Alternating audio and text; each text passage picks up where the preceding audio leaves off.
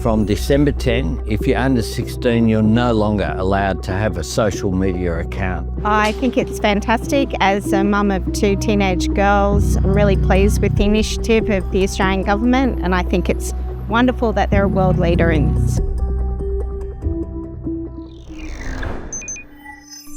At the end of the day, it's really up to the tech companies rather than the government. So the tech companies have to demonstrate that they've taken reasonable steps to keep children from having accounts on the platforms. So it doesn't actually ban all children from social media, as the headlines might suggest.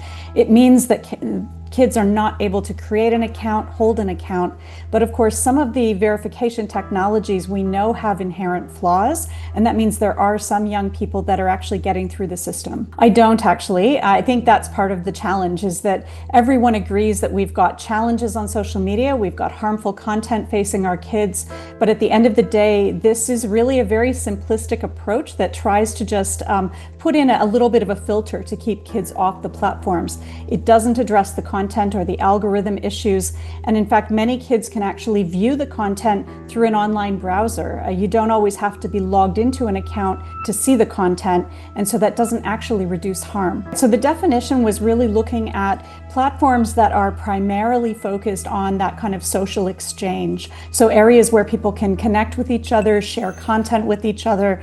And then the government really started to target platforms that really had a large number of young children active on them. So at the moment, we have a list of about 10 platforms, including Instagram, Facebook, the kind of common ones you think of, but that list is expected to grow over time, and we're already seeing that a lot of kids are already jumping onto new platforms that haven't yet been identified. I think what they're going to do is put in some testing grounds of what do we mean by reasonable steps that they have to take. So we're already seeing them using facial scanning technology, some inference technologies. But at the end of the day, as you suggest, the fine is not a lot of money. And I think what's going to happen is that we will likely see tests in court around that definition of reasonable steps. So if the government does attempt to fine a company like Facebook, even if it's taken some initial steps, that may end up in court and may take several months to sort out. What the government has done is has asked the companies to effectively identify how many accounts they had that were